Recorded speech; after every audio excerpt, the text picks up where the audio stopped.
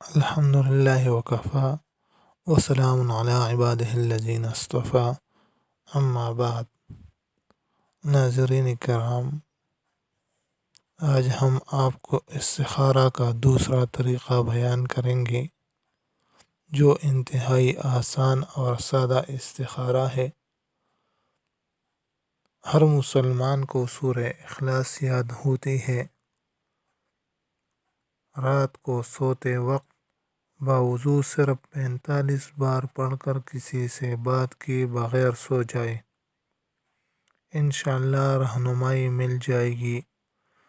جب تک واضح رہنمائی میلان یا خواب کی صورت میں نہ ملے تب تک استخارہ جاری رکھے، چاہے 7 دن تک کرنا پڑے، اور جب نمایاں رہنمائی مل جائے استخارہ ختم کر دے، چاہے پہلا دن ہو یا دوسرا دن ہو۔ 7 دن پورے کرنا ضروری نہیں۔ اللہ تعالی ہم سب کو عمل کرنے کی توفیق عطا فرمائے۔ وآخر دعوانا ان الحمد للہ رب العالمین۔